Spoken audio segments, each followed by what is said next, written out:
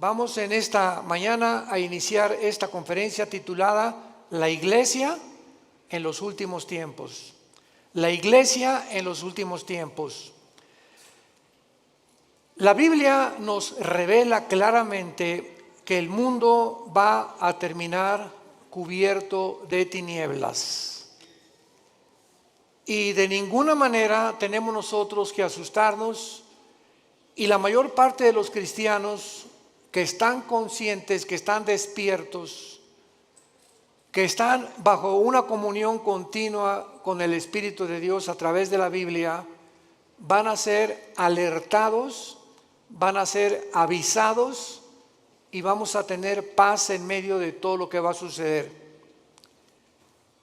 El mundo terminará completamente en tinieblas, además de la confusión política, económica y religiosa que ya estamos atravesando.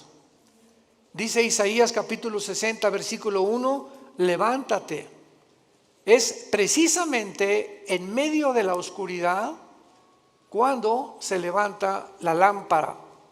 ¿Se acuerdan lo que dijo Jesús? Una lámpara no se esconde debajo de la mesa, sino que se levanta. Y si en algún tiempo o para qué nacimos fue para esta época. Es precisamente cuando Dios nos llama en este tiempo a que nos levantemos y alumbremos. Levántate, resplandece, porque ha venido tu luz y la gloria de Jehová ha nacido sobre ti. He aquí que tinieblas cubrirán la tierra y oscuridad a las naciones, mas sobre ti amanecerá Jehová y sobre ti será vista su gloria. Mientras más oscuro, más fuerte la luz. En una oscuridad tremenda, un cerillo que prendas se ve a grande distancia. Así que tenemos que estar conscientes de eso. Pero lo más trágico es que estas tinieblas también alcanzarán la iglesia. Y vamos a ver de qué forma también los últimos tiempos que estamos viviendo, la oscuridad aumentará dentro de muchas iglesias, y voy a definir y a explicar claramente a qué iglesias se refiere la Biblia. Jesús dijo en Mateo 24:12, por haberse multiplicado la maldad, el amor se enfriará. Y no está hablando de los no cristianos, está hablando a los cristianos. Dios no espera que haya amor fuera de la iglesia, porque el mundo está completamente bajo el maligno. Por haberse multiplicado la maldad, por tantas cosas que están pasando, el amor de muchos cristianos se va a enfriar unos con otros. Habría frialdad, habría distanciamiento, y esto es lo más peligroso que podemos nosotros atravesar. Isaías 24, versículos 5 al 6, describe el mundo en los últimos tiempos. La tierra será enteramente vaciada y contaminada. Se destruyó, cayó la tierra, enfermó, cayó el mundo, enfermaron los altos pueblos de la tierra. Y a continuación del versículo 5 de Mateo 24 nos da 3 razones por las cuales el mundo ha llegado al punto donde nos encontramos, donde la ciencia, escuchen, ya no es ciencia. Cuando la misma ciencia dice que hay más de 3 o 4 géneros, es cuando la ciencia dejó de funcionar. Porque la biología y la genética nos dicen que solamente hay varón y hembra. Si tienes las cromosomas Y, eres varón. Si tienes las cromosomas XX, eres hembra, eres mujer. ¿De dónde pues están fomentando 3, 4, 5, 6, 7 géneros? ¿Dónde está eso? En la biología o en la genética, ya no en la Biblia. ¿Cómo es posible que haya el mundo llegado a aceptar esto? Así de loca está la ciencia, se corrompió la ciencia. Los sistemas políticos han fracasado todos. 1991 el comunismo cae. Después de más de 60, 70 años, que fue un fracaso donde quiera que se practicó esta ideología, y el mundo continúa desenterrando esta ideología en los tiempos que vivimos, porque ya no encuentran los gobernantes qué sistema usar para gobernar el mundo. O sea, la política está completamente loca. ¿Qué acaso la historia nos enseña que debemos aprender de la historia o no aprendemos de la historia? Pues parece que esto es lo que ha sucedido, porque hemos visto un ejemplo en esta ideología que no funcionó. ¿Por qué entonces somos tan tercos de volver a desenterrarla? ¿Por qué la genética descubierta en 1954, el ADN, se comprueba científicamente que es imposible la teoría de la evolución? ¿Por qué seguimos insistiendo en enseñarles a nuestros hijos que venimos de chita? Que somos el producto accidental de los animales. ¿Por qué son tan tercos los maestros universitarios cuando la misma ciencia contradice? Genéticamente es una imposibilidad la teoría de la evolución. Físicamente, la segunda ley de la termodinámica postula que todo tiene que llevar a una decomposición, a un deterioro. ¿Por qué se sigue enseñando entonces? ¿Cuál evolución? La biología enseña que los aminoácidos, que son los ladrillos de la vida, determinan que es imposible que una ardilla se convierta en conejo, ni un rinoceronte en un caballo. Hemos llegado, damas y caballeros, santos de Dios, a la locura total del mundo. El mundo está loco, loco, loco. En Lucas 18 Jesús dijo: cuando el Hijo del Hombre venga, ¿hallará fe en la tierra? Sin embargo, los cristianos, a pesar de todo esto que estamos atravesando, donde ya la gente no sabe qué es blanco y qué es negro, ya no sabe qué es bueno y qué es malo, ya no sabe qué es dulce y qué es amargo. Así está el mundo actualmente. Hay un relativismo total, filosóficamente, socialmente, antropológicamente, en todas las disciplinas académicas en las que el mundo se ha desarrollado en los últimos siglos. En el libro de Daniel, todos los que traigan su Biblia los felicito porque son los entendidos. Precisamente ahí se ve, ya las iglesias están llenas de cristianos sin Biblia. Traen el Calimán o el Esto. El libro de Daniel nos muestra claramente hace 2600 años. Vean cómo la Biblia fue escrita con tantos siglos de anticipación, anticipándonos, porque Dios es el primero y Dios es el último. Entonces, si Dios es el primero y Dios es el último, Él es el único que nos dice cómo comenzó el universo, quiénes somos y a dónde terminará la humanidad. Y cuando sabemos a dónde terminará la humanidad, podemos prepararnos. No estamos en tinieblas. La luz la tenemos en la Biblia y tenemos que abrir los ojos más en estos tiempos para cuidar a nuestra familia, para cuidar a nuestros hijos, para cuidar a nuestros nietos, para poder dejarles una herencia si el Señor no viene antes por nosotros, donde ellos podamos morir en paz y saber: no le dejé ni una casa, no le dejé dinero, no le dejé riquezas a tus hijos, les dejamos una herencia que se llama Jesucristo. Porque podrás morir en paz al saber que tu hijo, si tiene a Jesucristo, Él se va a encargar de él. Tal vez ande mal y lo que tú quieras, pero si tiene a Cristo tu hijo, Dios se va a encargar de ellos. Porque herencia de Jehová son los hijos. Dice en Daniel capítulo 12, hace 2600 años, hablándonos cómo va a terminar el mundo, dice el versículo 3: los entendidos resplandecerán como el resplandor del firmamento, y los que enseñan la justicia a la multitud como las estrellas de perpetua eternidad. Vemos nosotros aquí en este versículo lo que repite el versículo 10: muchos serán limpios y emblanquecidos y purificados. Se refiere que a muchos cristianos en este tiempo en que estamos viviendo se van a purificar más y más y más y más, porque estamos esperando la venida del Señor. Y dice a continuación: los impíos procederán impíamente, y ninguno de los impíos entenderá, pero los entendidos comprenderán. 2 veces el Espíritu Santo profetiza que en este tiempo los únicos que van verdaderamente a vivir sin temor, a vivir victoriosamente, a vivir levantando la luz de Cristo, son los entendidos. Y para que podamos acercarnos un poco más y profundizar, veamos quiénes son los entendidos en el libro de Deuteronomio capítulo 4 en el Antiguo Testamento. El mensaje que Moisés les dio a Israel antes de entrar a la tierra de Canaán. Veamos la sistematización y la sincronización sobrenatural de la Biblia.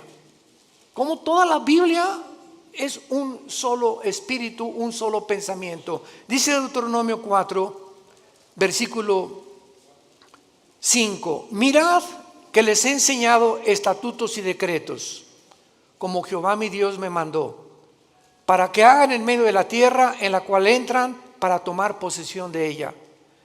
Guárdalos y ponlos por obra, porque esta es vuestra sabiduría y vuestra inteligencia ante los ojos de los pueblos, los cuales dirán: ciertamente pueblo sabio. ¿Y qué? Cuando tú obedeces lo que Dios te manda, te vuelves sabio y entendido. Es imposible que en los tiempos que estamos viviendo haya cristianos desobedientes.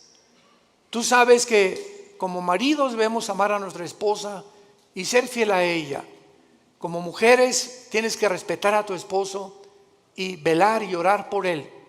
Como hijos, respetar a vuestros padres, porque es la primera bendición con promesa.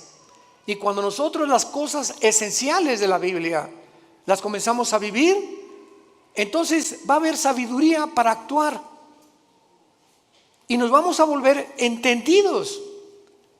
¿Por qué? Porque prestamos atención. En una escuela, ¿quiénes son los que sacan buenas calificaciones? ¿Quiénes son los alumnos?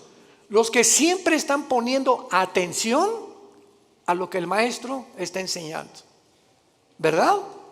Pero los que están con el avioncito y por aquí, por allá, y platicando con Rosita, y picando, y Pepe, Juan, Juanito, ponme atención, Pepito.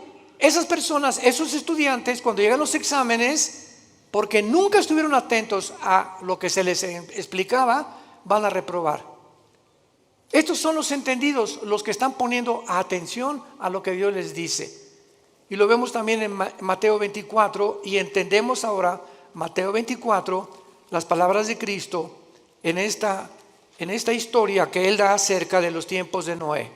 Dice Mateo 24, 37: mas como en los días de Noé, así será la venida del Hijo del Hombre. Porque como en los días antes del diluvio estaban comiendo y bebiendo, casándose y dándose en casamiento, hasta el día en que Noé entró en el arca. Escuchen. Y no entendieron. Vean el énfasis que pone Cristo en una generación. De todas las generaciones que ha habido en la historia, no pone la generación de David, ni pone la generación de Sansón, ni pone la generación. Cristo escoge una generación específica. Y lo que más enigmático hay en esta explicación de Cristo es que Él no dice: como en los días antes del diluvio estaban fornicando, prostituyéndose, secuestrando y violando. ¿Ya se fijaron los ejemplos que da Jesús?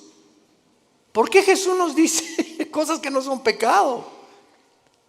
Jesús cita que en los tiempos de Noé la gente estaba comiendo. ¿Qué es pecado comer? No. Estaban bebiendo. ¿Es pecado beber? Tampoco. Casarse, menos. Dichosos los que se casan, pero unidos por el Espíritu de Dios. ¿Por qué Cristo usa estos ejemplos que no son pecaminosos? Y dice: y no entendieron. Porque en los tiempos que vivimos se va a repetir.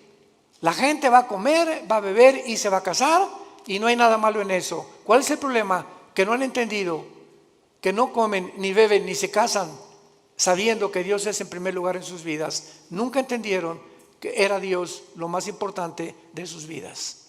Así era en los tiempos de Noé. Se olvidaron de Dios.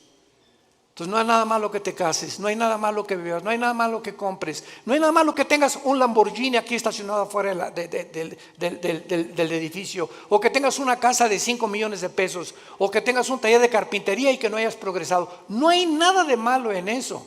Lo malo es que en medio de todo lo que tú estás viviendo, Dios sea en tu vida la segunda o la tercera parte de tus prioridades. No entendieron. ¿Y cuántos ahorita tienen a Dios en primer lugar? Es cuando tienes a Dios en primer lugar en tu vida, cuando te levantas y lo primero que haces es venir a este libro en las mañanas y comenzar a leer los salmos, proverbios, hincarte y llorar con Dios y buscar en las escrituras, porque el poder, lo compartimos ayer en el coffee break, la Biblia tiene un poder que no tienen los libros de Platón, ni de Aristóteles, ni de Mahatma Gandhi, ni de Confucio, ni de Buda, porque son libros que si lees Aristóteles y Platón, pues te da intelectualidad, y si lees a Mahatma Gandhi y a Confucio te da altruismo, y si lees libros de nutriología te da capacidad para cuidar tu cuerpo, pero ninguno de esos libros te cambia. Ninguno cambia tu vida, sigue siendo lo mismo, más inteligente o más intelectual, mejor cuidas de tu cuerpo, pero tu espíritu es el último lugar. Cuando vienes a la Biblia te cambia. Tiene el poder. Jesús dijo: mis palabras son espíritu y son vida. La Biblia tiene el poder de transformar nuestra vida interior. Dice Pablo en 2 Corintios capítulo 3, mirando cara a cara, somos transformados por el Espíritu de Dios. Mirando, somos transformados. Al mirar la Biblia, al tener contacto con la Biblia, al meditarla, al estudiarla, al memorizarla, algo entra a tu vida que sin que te des cuenta, como una planta, la riegas, el agua que le pones en la planta comienza a crecer de una forma invisible hasta que sale el tallo a la superficie. Tú sigue leyendo la Biblia, sigue memorizándola, sigue teniendo con Dios a través de la Biblia, porque no hay contacto con Dios fuera de la Biblia. Mis palabras son espíritu y son vida, dijo Jesucristo, Juan 5:39. El que quiera conocer la voluntad de Dios, dijo Jesús, conocerá si mis palabras son mías y mi doctrina es mías. Porque el que busca su propia gloria es porque él quiere alabarse y glorificarse. Pero yo he venido a buscar la gloria de mi Padre, el que me envió. Y las palabras que hablo son de mi Padre. Las obras que hago son de mi Padre. Y las cosas que les digo, mi Padre me las enseñó primero a mí, para que ustedes, yo, el instrumento de mi Padre, los guíe al cielo. Porque nadie puede conocer al Padre más que a través del Hijo. Nadie puede conocer a Dios si antes no conoció a Jesucristo. Es bien importante esto. ¿Quieres conocer a Dios? Primero tienes que conocer a Jesús. Porque Dios el Padre envió a su Hijo para que Él nos enseñara quién es el Padre. Nadie puede decirte cómo es Dios. Ni Buda, ni Confucio, ni Mahatma Gandhi, ni Aristóteles, ni nadie más que Jesús. Ahora muy bien, con esta introducción, dentro de las enseñanzas doctrinas que más confusión existen actualmente es ¿qué significa la palabra iglesia? Esto es increíble. ¿Qué significa cuando decimos vamos a la iglesia? O la iglesia de Jesucristo, o la iglesia apostató, etcétera, etcétera.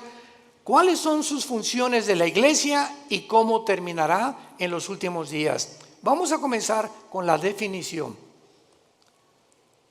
La palabra iglesia viene de la palabra griega ek, Enrique y K de kilo.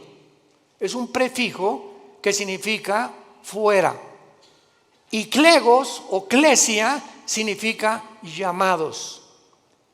Entonces la palabra eclesia significa llamados fuera. ¿Qué es la iglesia? Un grupo de seres humanos que hemos sido llamados, como Dios le dijo a Abraham: deja a tus ídolos, deja tu parentela, deja el mundo donde es y ven y sígueme. Y no le dijo Dios a Abraham a dónde iba a ir. Nunca nos dice Dios a dónde nos lleva, porque es por fe. Todos quisieran saber, ¿verdad? Bueno, yo quizá seré predicador, quiere que sea yo doctor o quiere que sea licenciado, porque caminar con Dios es caminar todos los días en un mundo invisible, guiado simplemente por el Espíritu de Dios.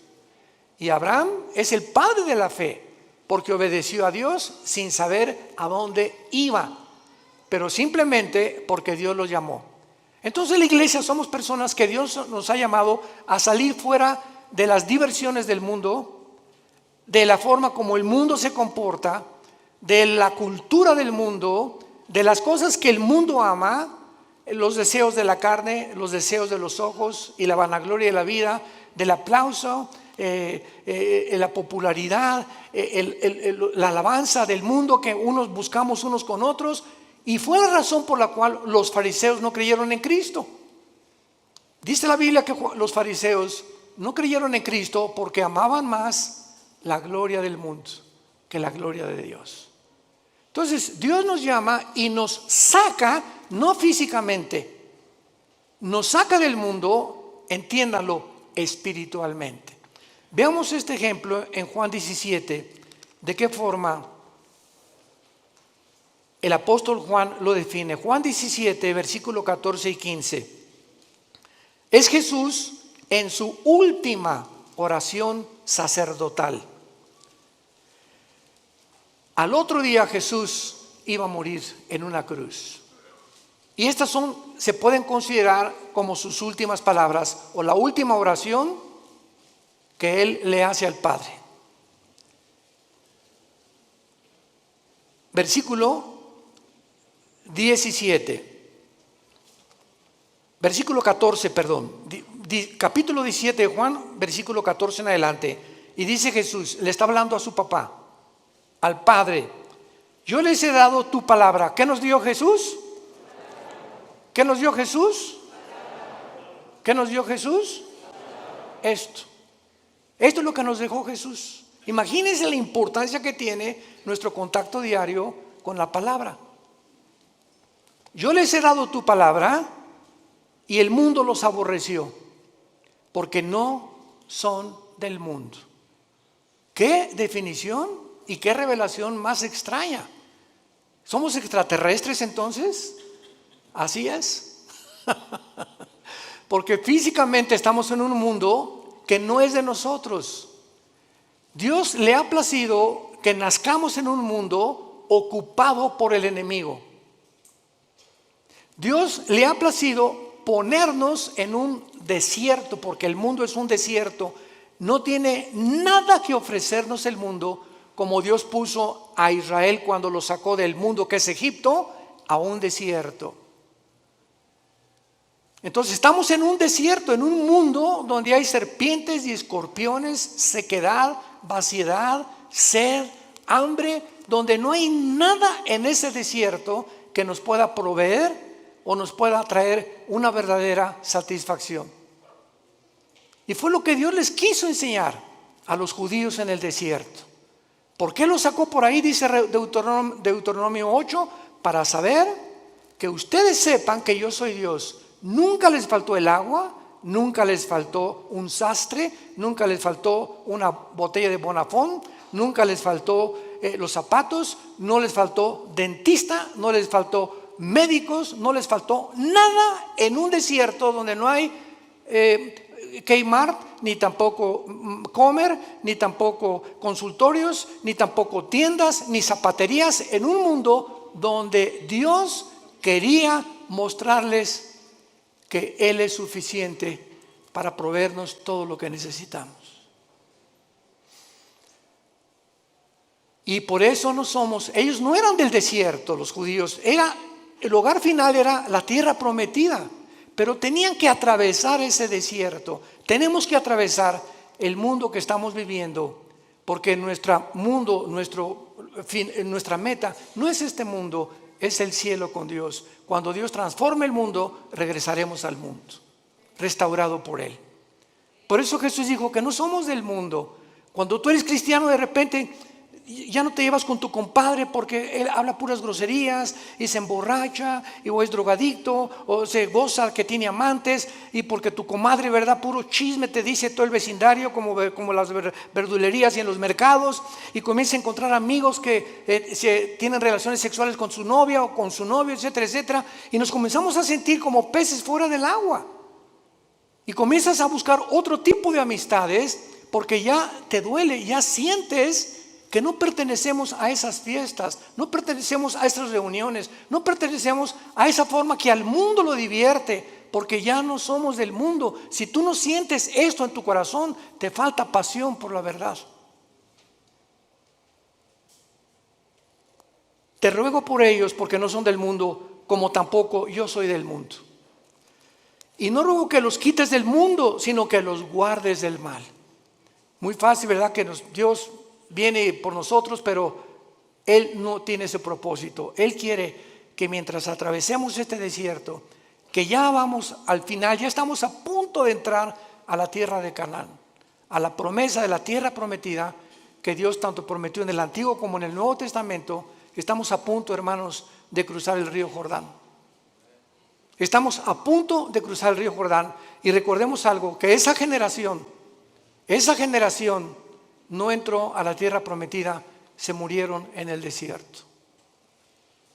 Estamos hablando más de 1,5 millones de seres humanos que nunca quisieron obedecer a Dios, siempre quejándose. ¿Y por qué no tenemos agua como en Egipto? Y en el mundo se divierte más. ¿Y por qué no tenemos las diversiones del mundo? Regrésanos a Egipto, Moisés. Ya Moisés los tenía hasta el gorro, al grado que se desesperó tanto Moisés cuando golpeó la piedra 3 veces, que Dios le dijo: no vas a entrar a Canaán, vela desde lejos y cuando te mueras la vas a ver. ¿Cómo aguantó Moisés a casi 2 millones de cabritos? Porque no eran ovejas. Fue la generación que siguió de ellos los que entendieron y entraron por Josué a la tierra de Canaán. Vemos pues nosotros en 1 de Juan capítulo 4 en el Nuevo Testamento de qué manera el apóstol Juan continúa hablándonos acerca de qué diferencia hay en los cristianos y el mundo. Dice 1 de Juan 4, 5 y 6. Hijitos, les está hablando a nosotros, a los cristianos. Ustedes son de Dios y los habéis vencido, porque mayor es el que está en vosotros que el que está en el mundo. Ellos, la gente que no es cristiana, ellos son del mundo.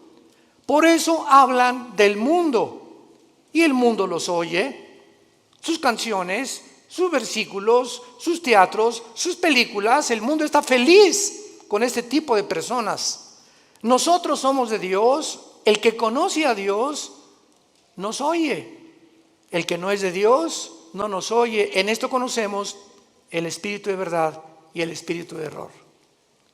Un cristiano, cuando tiene el Espíritu Santo, ya discierne: lo que estoy oyendo, ¿de dónde viene? ¿Del mundo o viene de arriba? Cuando tú pones más atención a canciones, ¿verdad?, artistas mundanos, que a las cosas de Dios, es porque tienes tu corazón en el mundo todavía. No has sabido aislarte, ni has sabido hacer a un lado las cosas del mundo. Dice claramente también en 1 Juan 5:19 que el maligno está al control del mundo entero. Muy bien, entonces, en otras palabras, para concluir, la iglesia cristiana consiste en seres humanos. Tú y yo tenemos un llamado. Qué privilegio que Dios nos haya escogido. Qué privilegio que Dios me haya llamado entre mis amigos que yo tenía antes de convertirme. De muchos familiares míos que no los llamó Dios como me llamó a mí. Qué privilegio tan grande. Qué privilegio tan grande. Que para vivir siempre en humildad, dándole gracias a Dios, llorando por el privilegio que Dios nos llamó. El creador de los cielos y la tierra te dijo: Pepe, ven, quiero darme a conocerte, quiero que sepas quién soy. Quiero que sepas que tienes un plan. Quiero que sepas que nunca te voy a dejar, nunca te voy a abandonar. Aunque andes en valle de sombra y de muerte, aunque pases por ese desierto, yo estaré contigo. No temas, no temas, y aun cuando mueras, continuarás comiendo en mi mesa, como les dijo Jesús a los discípulos antes de morir. Este vino y este pan que como con ustedes, no lo comeremos hasta el día en el cielo de nuestra boda del Cordero. Jesús sabía que a las 9 de la mañana lo iban a crucificar el día anterior, y fue la última cena. Jesús sabía cuándo iba a morir, y Jesús sabía que lo que iba a comer lo iba a volver a comer algún día, diciéndose a los discípulos: pero no se pongan tristes ni se perturbe su corazón, nos vamos a volver a ver.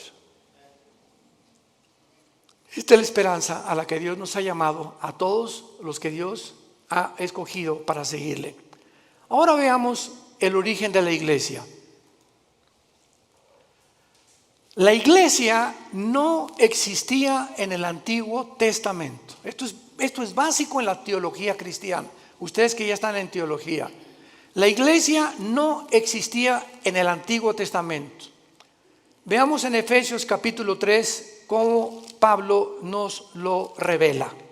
Efesios capítulo 3, versículo del 1 al 6.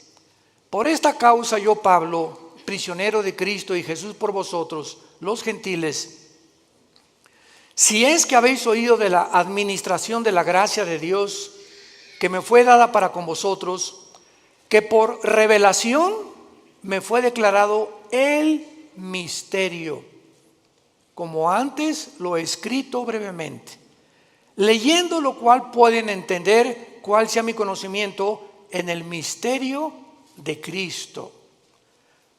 Misterio que en otras generaciones, está hablando del Antiguo Testamento, no se dio a conocer a los hijos de los hombres, como ahora es revelado a sus santos apóstoles y profetas por el Espíritu. ¿Cuál es este misterio, Pablo? Versículo 6, que los gentiles son coherederos y miembros del mismo cuerpo y copartícipes de las promesas de Cristo por medio del Evangelio. En el Antiguo Testamento los judíos se enorgullecieron, le dijeron a Cristo: somos descendientes de Abraham, pero no hijos de Abraham. Descendían genéticamente, pero nunca se habían convertido al Dios verdadero. Entonces, qué maravilloso que ahora los judíos, fue un caos en el libro de los Hechos, que de repente los gentiles, los que no eran judíos étnicamente, comenzaban a convertirse. Y esto causó hasta pleito entre Pedro y entre Pedro y entre Juan y entre Santiago y entre los apóstoles de Cristo, porque decían: es que no podemos ni sentarnos a comer con los gentiles. Este concepto tenían de los gentiles, que no eran los cristianos. Y ahora el misterio, en Hechos 10 se hace una reunión con todos los apóstoles, Santiago y Pedro la presiden y dictan este decreto. Dios ahora va a descender no solamente sobre Israel, sino los mexicanos, los que están en Tlalnepantla, los que están en Querétaro, los italianos, los chinos, los griegos, y ahora este conjunto de todas las nacionalidades del mundo, ya no Israel, de todas las naciones de Israel se va a hacer un cuerpo, para que lo podamos entender. Cristo es la cabeza, y va a haber cristianos que son la mano, otros la nariz, otros la boca, otros el pecho, otros las piernas. Somos como un cuerpo. Pero así como la nariz le dice a la oreja: tú no hueles como yo, la oreja le va a contestar: ni tú oyes como yo, menso. Para que no haya, dice 1 Corintios 12, desaveniencia entre nosotros, y nunca nos enorgullezcamos de que alguien tiene más que otros.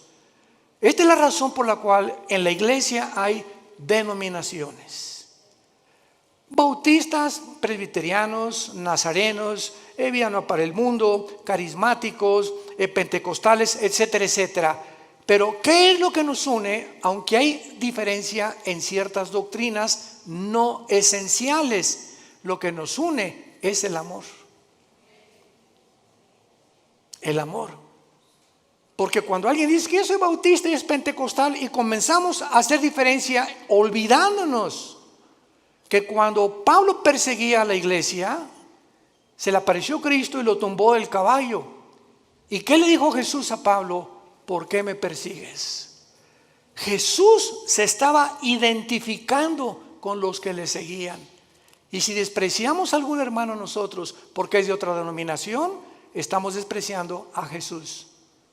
Porque Él pertenece también a Jesús, nuestro Señor y nuestro Salvador. Tengamos cuidado por eso, de amarnos y soportarnos. Los pentecostales que hablan lenguas y que imponen las lenguas y otra cosa, otros creen que tienen demonios, otros que nada más puro evangelismo, otros le dan importancia pues solamente a las misiones, otros son de la teología y la reforma, que no hay milenio, otros son dispensacionalistas. Dentro de la iglesia hay diferentes doctrinas que han sido cubiertas por cristianos o por denominaciones.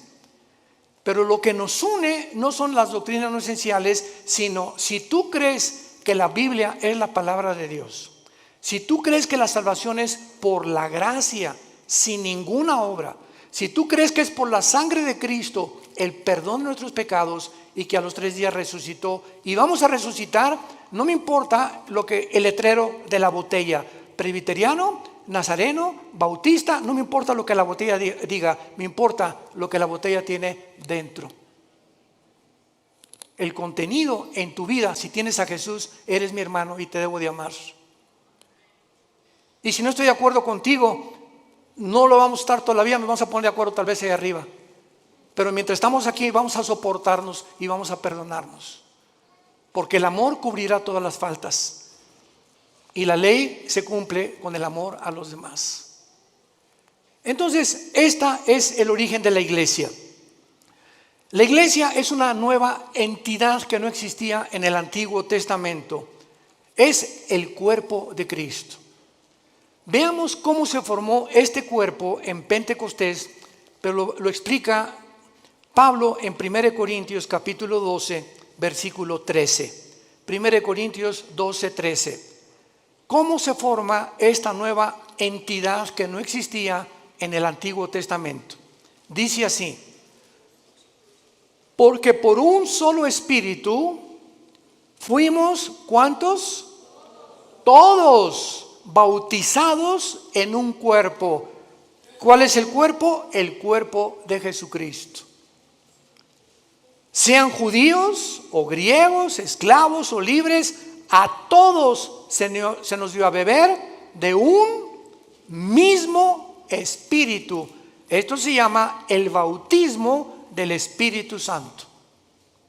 En el momento en el que tú recibes a Cristo, en el momento que ayer tuvimos 40 y tantas decisiones ayer, fue una bendición el coffee break, démosle gracias a Dios y oremos por estas 42 decisiones que ayer pidieron a Cristo entrar a sus vidas. En ese momento, ayer los que pidieron a Cristo, en ese momento, sin que ellos sepan, nacieron de nuevo. Algo extraño, espiritual, en el mundo invisible sucedió dentro de sus vidas, que fue sembrada una semilla que venía de aquí. Si no viene de aquí, tú no puedes nacer de nuevo. Dice 1 Pedro 1:23, siendo renacidos por la semilla incorruptible que es la palabra de Dios, y la fe es por el oír y el oír por la palabra de Dios. Entonces una semilla es sembrada y esa semilla tiene que ser regada, tiene que crecer. Si realmente está la semilla dentro de ti, tiene que crecer. Y el que puso esa semilla fue la Biblia y el Espíritu Santo. Él es el agente del Espíritu Santo el que pone esa semilla.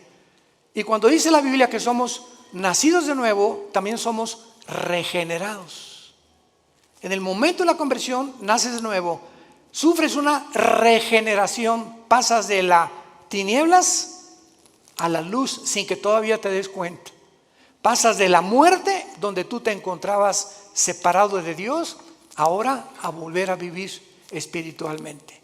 Estabas muerto espiritualmente, ahora vas a vivir espiritualmente. Y además ahora vas a formar parte del cuerpo de Cristo mediante el bautismo del Espíritu Santo. La palabra bapto en el griego, bautismo, significa identificación, unión o amalgamiento. O sea, el Espíritu Santo agarra a Pepe, aquí está Cristo. Vean esto es un misterio impresionante descrito en Efesios 5. El Espíritu Santo agarra a Pepe y lo pega, lo une al cuerpo de Cristo. Y este cuerpo que estamos en Cristo no existía antes en el Antiguo Testamento, porque no había formado. Cristo ni el Espíritu Santo había descendido para morar permanentemente en los hombres. En el Antiguo Testamento el Espíritu Santo venía sobre Sansón. Muchos creen que Sansón tenía así músculos como Rambo, ¿verdad? Pero, o sea, entonces le atribuiríamos la fuerza a sus músculos. Pero Sansón era como común y corriente. Pero cuando el Espíritu Santo venía sobre Sansón, la fuerza de Sansón no era muscular, la fuerza de Sansón era espiritual. Y agarraba a los leones como si fueran cabritos. Cargó una puerta de casi 200 kilos y mató a más de 150, 200 filisteos con la quijada de un burro. Pero en el momento en que Sansón se fue tras Dalila, ¿saben lo que significa Dalila? La que debilita. Una mujer es capaz de debilitar a cualquier hombre. Cuidado, varones.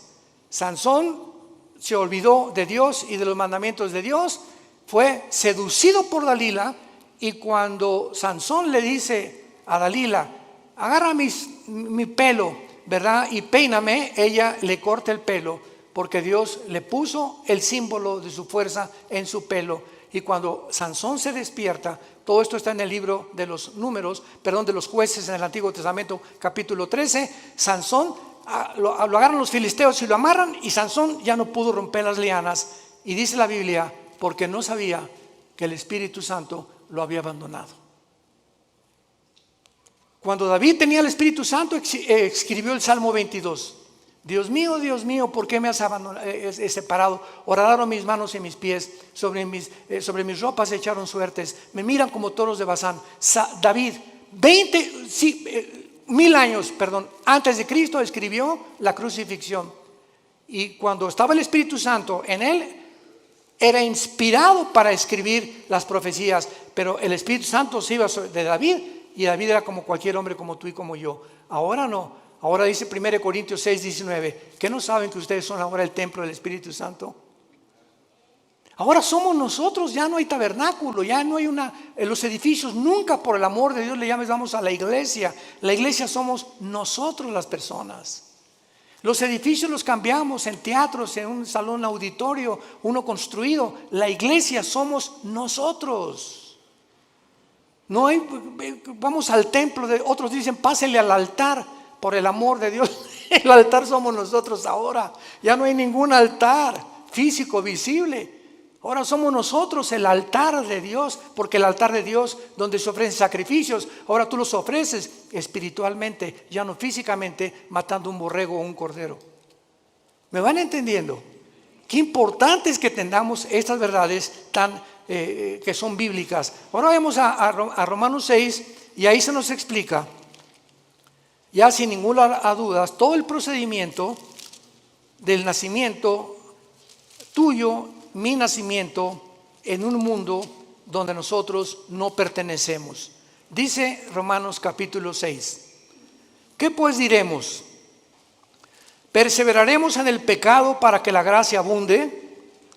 En ninguna manera, porque los que hemos muerto al pecado, ¿cómo viviremos aún en él?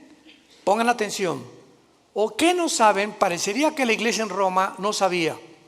Pablo los exhorta. ¿Qué no saben? Que todos los que hemos sido bautizados en Cristo. ¿A qué bautismo se está hablando Pablo? No al bautismo en agua, porque el bautismo en agua no nos regenera. Todos los que hemos sido identificados, amalgamados, unidos. Recuerden lo que significa la palabra bautismo: amalgamados, identificados, unidos. Y lo traducimos así para que tengan mejor entendimiento. ¿Qué no sabes? Que todos los que hemos sido unidos en Cristo Jesús, hemos sido unidos en su muerte. ¿Qué significa esto? Que hace 2000 años, cuando Jesús murió en la cruz, tú estabas ahí. Yo estaba ahí. Estábamos en Cristo cuando Él moría, moríamos juntamente con Él. Pero ¿cómo puede ser cierto esto, hermanos, si yo nací 2000 años después? Espiritualmente, el mundo invisible nos es revelado, porque en el momento en que moría Cristo, Dios sabía que tú y que yo lo íbamos a recibir. Y ya estábamos en Cristo, en esa cruz. Por eso cuando recibes a Cristo, Él muere, con su muerte paga tus pecados, dándonos a entender que tú y yo moríamos, pero ahora Él moría en mi lugar porque yo no los podía pagar. Qué tremenda revelación, ¿verdad? Porque son versículo 4, pero no solamente queda ahí. Además, somos sepultados con Él para muerte por el bautismo. Cuando nacemos de nuevo, el Espíritu Santo nos pega con Cristo, morimos con Cristo. Cuando Cristo fue enterrado, tú y yo fuimos enterrados con Él. Ahora lo explico. A fin de que como Cristo resucitó de los muertos por la gloria del Padre, así tú también andes en vida nueva. Un cristiano que recibe a Cristo, ha muerto con Cristo, ha sido enterrado con Cristo. Y si hemos sido enterrados es porque el antiguo Pepe, la antigua Carmelita, el antiguo Armando murieron cuando yo recibí a Cristo. Yo estoy muerto a los ojos de Dios ya. Ya Dios no tiene nada contra mí. Absolutamente nada contra mí, porque me ha recibido por gracia y me ha dado lo que yo no merezco. Y lo que me queda por vivir ahora, aunque ya por eso la salvación no se puede perder, porque ya fuimos muertos, enterrados y resucitados con Cristo, estamos unidos con Él eternamente. Ahora simplemente nos queda crecer en la gracia y el conocimiento de Dios y obedecer a Dios para que las bendiciones que iban a tener en Canaán en el Antiguo Testamento, las tengas en esta vida. Y en la nueva vida, cuando entres a Canaán, no seas descalificado para servir a Dios. ¿Van entendiendo esto? Muchos dentro de 2 o 3 años lo van a entender. No importa, pero los que son inmaduros todavía en Cristo y los que son niños en Cristo, esto les sirve para ir dándose cuenta la profundidad de lo que es la vida cristiana. Y dice el versículo 5, porque si fuimos plantados juntamente con Él, fuimos, está en tiempo pasado este verbo, fuimos plantados con Él en la semejanza de su muerte, lo seremos en la de su resurrección. Si ya realmente hemos muerto con Cristo, sepultados con Cristo y resucitados con Cristo, nuestra garantía es volver a vivir. Y esto nos habla claramente que fue efectuado mediante el bautismo del Espíritu Santo, cuando fuimos bautizados con Cristo en el momento de la conversión. Durante muchos años, desgraciadamente, se enseñó. Yo pasé esa época, el siglo pasado, los 80s, 90s, donde decían a los que ya eran cristianos, pasen a recibir el bautismo del Espíritu Santo. Si pasas a recibir el bautismo del Espíritu Santo es porque no eras cristiano. Pero si eres cristiano, no necesitas recibir nada, estamos completos en Él, dice Colosenses capítulo 2. No hay nada que nos falte ya de recibir de Dios, ni hablar en lengua, ni el bautismo del Espíritu Santo. Lo único que nos hace falta es crecer en la gracia y su conocimiento. Cuando un niño nace, no nace sin una pierna, sin un hígado, sin un pulmón. El niño nace completito. Y si nace incompleto es porque hay un problema grave en él.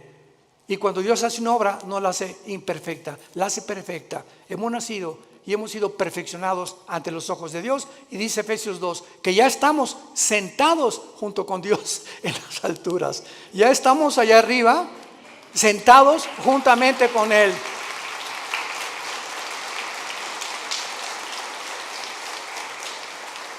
Te damos gracias, Señor, en esta mañana por tu palabra. Porque por un solo Espíritu todos hemos sido bautizados, identificados, amalgamados, unidos al cuerpo de tu Hijo Jesucristo. Te damos las gracias porque Él ahora es nuestra cabeza y nosotros miembros unos de otros en particular, para que no haya desaveniencia entre nosotros y podamos amarnos y soportarnos como nosotros lo debemos hacer por amor a tu muerte en la cruz. Te damos gracias, Señor, porque estamos en un mundo infectado, enfermo, que se están autodestruyendo los seres humanos a nuestro alrededor. Y ahora nuestro deber es alumbrarlos, sacarlos de la podredumbre donde se encuentran, del pecado donde han vivido, mostrándoles que tu gracia es más que suficiente para transformar la vida de cualquier persona que quiera obedecer a la fe, obedecer el Evangelio. Oramos al Dios y Padre de Jesucristo nuestro Señor, que nos ha hecho renacer para una esperanza viva por medio de la resurrección de Jesucristo entre los muertos. Que todos ustedes permanezcan fieles hasta el fin en la esperanza a la que todos hemos sido llamados. Que Dios les dé un espíritu de revelación, alumbrando los ojos de vuestro entendimiento, para que comprendan esta esperanza maravillosa que se llama Jesucristo. Él es nuestra esperanza bienaventurada. Y que conozcamos la supereminente grandeza del poder que lo levantó de los muertos, porque es el mismo poder que está actuando dentro de tu vida y de mi vida. Descubre este poder, hermano y hermana en Jesucristo. Descubre el poder inmenso que Dios nos ha dejado. Y mientras vivas creyendo y obedeciendo, Dios te levantará más pronto del lugar donde tú te encuentras, para que te conviertas en una antorcha en tu lugar de trabajo, en tu escuela o en tu universidad, y podamos guiar a la gente que queda y que va a recibir pronto al anticristo, arrebatarlos del fuego eterno por la gloria de Dios. Si alguna persona en esta mañana quiere recibir a Cristo por primera vez, ser unido con Él en su muerte, en su entierro y en su resurrección, dile estas palabras con todo tu corazón. Señor mío y Dios mío, perdona mis pecados. Creo que en la cruz pagaste por ellos y que a los 3 días resucitaste de los muertos. Y como creo que vives, Señor Jesús, ahora te pido en este instante a que entres a mi vida. Te recibo como mi Señor. Gracias por darme la vida eterna y haberme hecho renacer mediante la predicación de tu santa palabra. En el nombre de Jesús, amén. Gracias a Dios por este libro maravilloso. Gracias a Dios por la palabra de Dios. Gracias, Señor.